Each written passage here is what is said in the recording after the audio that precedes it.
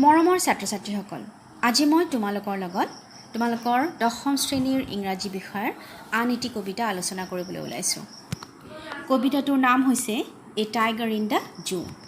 কবি Leslie নৰিছ।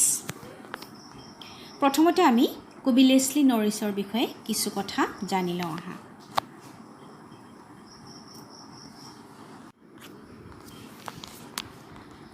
George Leslie Norris was born in Martyr, Tydfield, South Wales in 21st May 1921. He was a prize-winning Welsh poet and story writer. He died in 6 April 2006 in Provo, Utah, United States. Leslie Norrisৰ জন্ম হৈছিলে 1921 চনৰ 21 মে'ত south ৱেলছত। তেওঁ এগৰাকী পুৰস্কাৰপ্ৰাপ্ত Wales poet আছিলে আৰু গল্প লিখক আছিলে। তেওঁৰ মৃত্যু হৈছিল 2006 চনৰ 6 এপ্ৰিলৰ ইউনাইটেড ষ্টেটছত। কবিতাটিৰ নাম হ'ল a tiger in the zoo. কবিতাটো আৰম্ভ কৰাৰ আগতে আমি কবিতাটোৰ মূল বিষয়বস্তুৰ বিষয়ে কিছু কথা জানি লওঁ আহা। This poem contrasts a tiger in the zoo with the tiger in its natural habitat. The poem moves from the zoo to the jungle and back again to the zoo. কবিতাটোত কবিয়ে চিৰিয়াখানাত থকা এটা বাঘ আৰু হাবিত থকা বা প্ৰাকৃতিক আৱাসত থকা এটা বাঘৰ আচৰণৰ পাৰ্থক্যৰ বিৱৰণ দিছে। কবিতাটোত প্ৰথমতে চিৰিয়াখানাৰ বাঘৰ বৰ্ণনা কৰা হৈছে, তাৰ পাছত জংঘলত থকা বাঘৰ বৰ্ণনা কৰা হৈছে, আকৌ চিৰিয়াখানাত থকা বাঘটোৰ আচৰণৰ বৰ্ণনা কৰা হৈছে।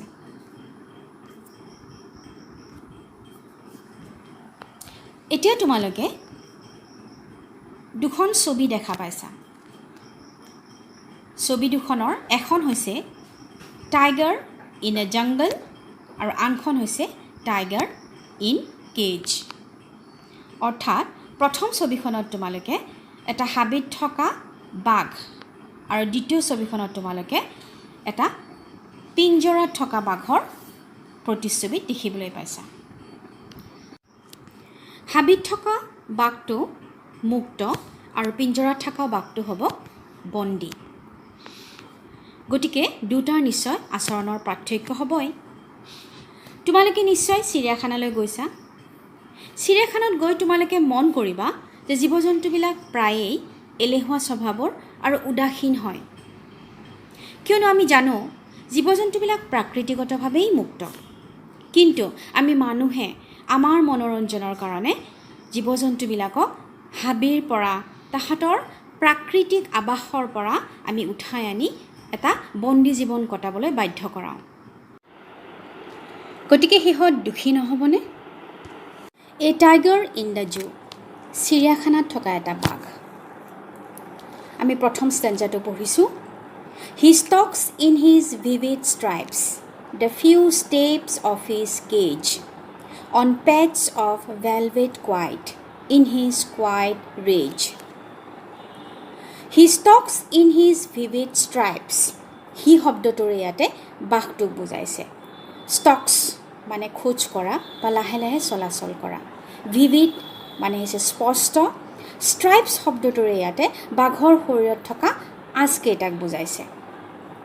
The few steps of his cage, cage মানে পিঞ্জৰা, তোমালোকে জানা। অৰ্থাৎ বাঘৰ আঁচ থকা, তাৰ শৰীৰত আঁচ থকা বাঘটোৱে তাৰ পিঞ্জৰাটোৰ সীমিত ঠাইখিনিৰ ভিতৰত কিছু দূৰ খোজ কাঢ়িছে। On patches of velvet quiet, patches শব্দটোৰে ইয়াতে বাঘৰ ভৰিৰ তলৰ অংশক বুজাইছে, যাক আমি প বুলি কওঁ। ভেলভেট এবিধ কোমল কাপোৰ, কোৱাইট মানে হৈছে নীৰৱ। বাঘৰ ভৰিৰ তলৰ অংশ ভেলভেট জাতীয় এবিধ কোমল কাপোৰৰ লগত তুলনা কৰিছে। তাৰ ফলত সি খোজ কৰাৰ কাৰণে কোনো শব্দ হোৱা নাই। In his quiet raise, quiet মানে হৈছে শান্ত, ৰেজ মানে হৈছে প্ৰচণ্ড খং। বাঘটোৱে প্ৰচণ্ড খঙত আছে, কিন্তু সি খংখিনি প্ৰকাশ কৰিব পৰা নাই, সেইকাৰণে কোৱাইট ৰেজ বুলি কৈছে। এই ষ্টেঞ্জাটোত আমি পিঞ্জৰাত আবদ্ধ থকা এটা বাঘৰ আচৰণৰ বিষয়ে জানিব পাৰিছোঁ। বাঘটোৱে তাৰ পিঞ্জৰাৰ সীমিত ঠাইখিনিৰ মাজত সি খোজ কাঢ়িছে আৰু তাৰ মখমলৰ নিচিনা কোমল ভৰিৰ পতাৰ কোনো শব্দ হোৱা নাই আৰু তাৰ প্ৰচণ্ড খংখিনি সি বন্দী হৈ থকা কাৰণে সি প্ৰকাশ কৰিব পৰা নাই। এতিয়া আমি দ্বিতীয় ষ্টেঞ্জাটো আৰম্ভ কৰোঁ। He should be lurking in shadow, sliding through long grass, near the water hole where plump deer pass. He should be lurking in shadow, sliding through long grass. Lurking মানে হৈছে লুকাই থকা, shadow মানে ছা, long grass মানে হৈছে ওখ ঘাঁহ। সি ওখ ঘাঁহৰ ছাৰ আঁৰত লুকাই থাকিব। Near the water hole, জলাশয়ৰ কাষত, where plump deer pass, যাৰ কাষেৰে প্লাম্প মানে হৈছে নদকা বা স্বাস্থ্যৱান হৰিণা পাৰ হৈ যাব।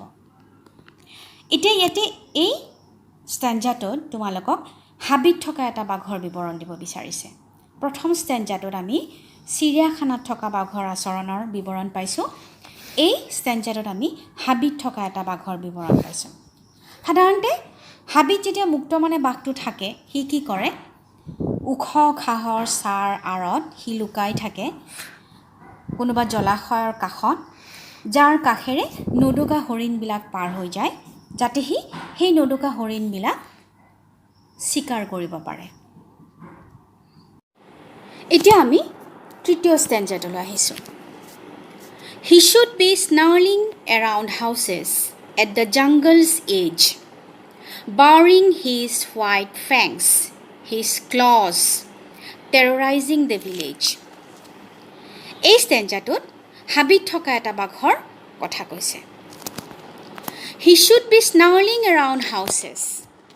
Snarling মানে হৈছে খঙত শব্দ কৰা। ইয়াতে বাঘৰ গোজৰা শব্দটোৰ কথা কৈছে, গোজৰণি মাৰা। জংগলছ এজ অৰ্থাৎ জংঘলৰ বা হাবিৰ দাঁতিত থকা কথা কৈছে।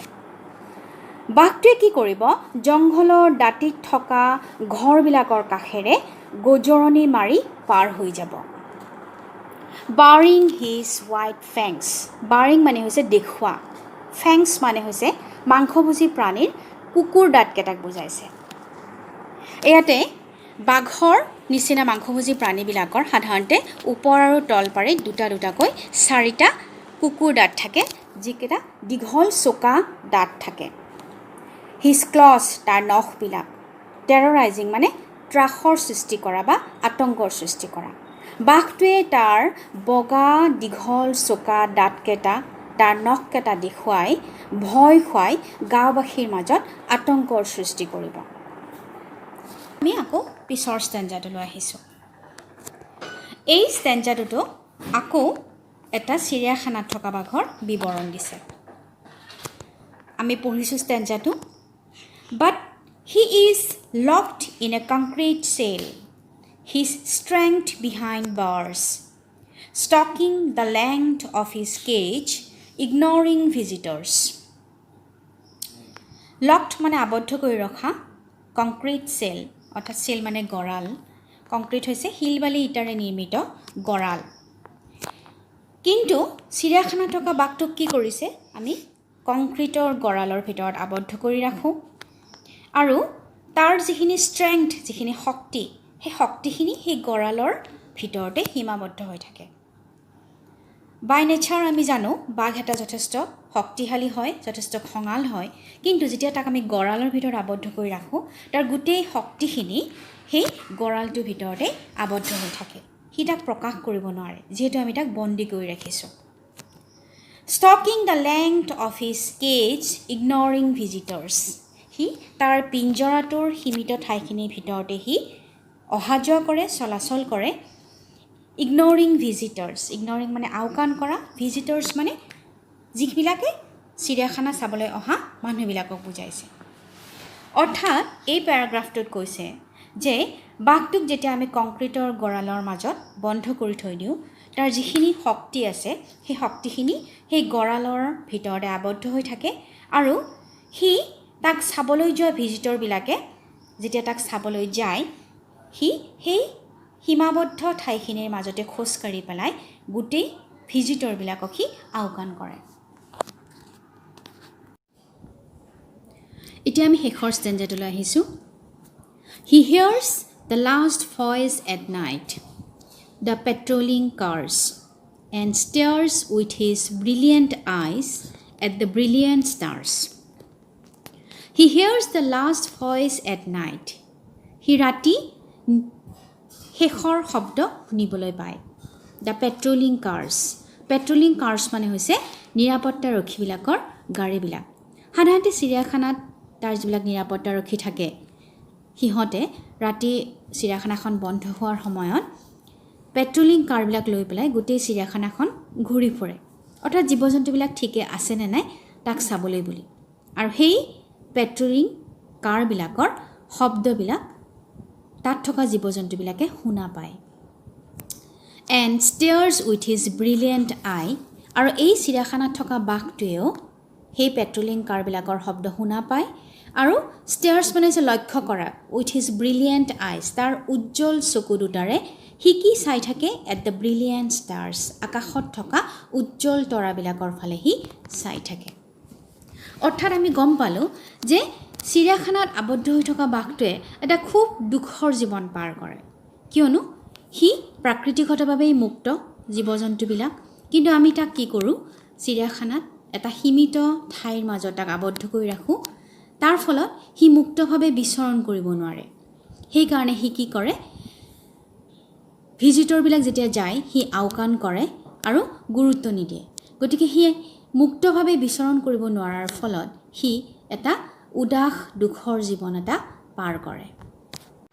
আশা কৰোঁ তোমালোকে কবিতাটো বুজি পাইছা। তোমালোকে ঘৰত কবিতাটো ভালকৈ পঢ়িবলৈ যত্ন কৰিবা।